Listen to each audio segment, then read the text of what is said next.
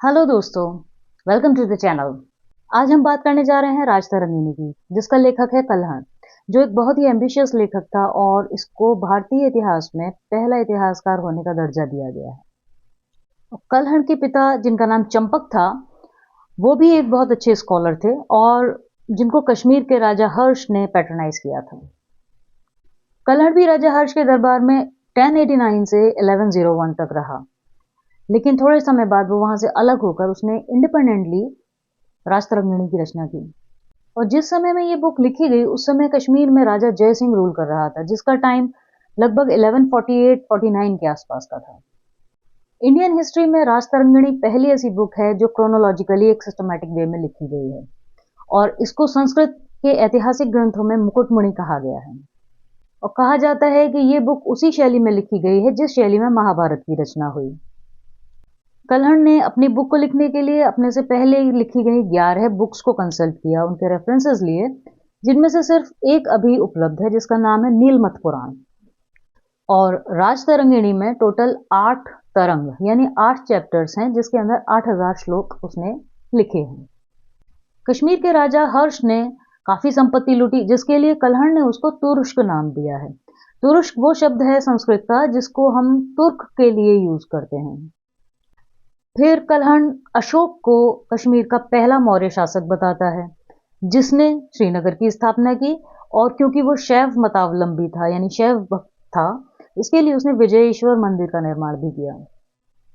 इसके साथ ही कल्हण बहुत सारी जातियों और लगभग 64 उपजातियों के बारे में भी लिखता है।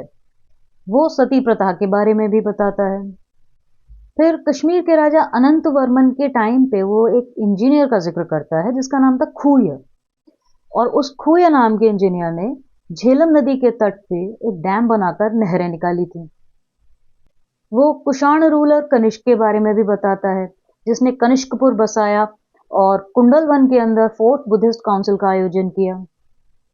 वो गुप्त शासक नरसिंह बालादित्य के बारे में भी बताता है जिसने हूण शासक मिहिरकुल को हराया, और उसके बाद मिहिरकुल ने 1 साल तक लगभग कश्मीर पे शासन किया। वह वर्धन डायनेस्टी के हर्षवर्धन के बारे में भी बताता है कि वो शैव भक्त था। और गुर्जर प्रतिहार राजा मिहिर भोज के बारे में भी बताता है और उसके काफी सारे अचीवमेंट्स का भी वो जिक्र करता है। कल्हण ने कश्मीर के 4 राजवंशों का जिक्र किया है, जिसमें पहला है गोनंद डायनेस्टी, दूसरा कारकोट डायनेस्टी, तीसरा उत्पल डायनेस्टी और फोर्थ लोहार डायनेस्टी। और इनके इतिहास के बारे में वो पूरी जानकारी देता है, जिसमें वो 2 महिला शासकों के बारे में भी बताता है, जिसमें लोहार डायनेस्टी की रानी दिद्दा और उत्पल डायनेस्टी की रानी सुगंधा का भी वो जिक्र करता है। कल्हण के बाद कई स्कॉलर्स ने अलग अलग टाइम पे राजतरंगिणी को एडिट किया और उसमें काफी इंफॉर्मेशन ऐड की। इसका सेकेंड एडिशन 1459 में कश्मीर के राजा जैनुल आबदीन के टाइम पे हुआ, जिसको जॉन राजा के नाम से भी जाना जाता है, और इसके एडिटिंग का काम ज्योत्सनकारा ने किया। इसका थर्ड एडिशन 1480 एडी में श्रीवर ने किया और ये भी जैनुल आबदीन के टाइम पे किया गया। और फोर्थ एडिशन तैयार किया गया 1596 में, जिस समय अकबर का राज चल रहा था, और इसको करने वाले 2 स्कॉलर्स थे, प्रज्ञा भट्ट एवं सुक्का।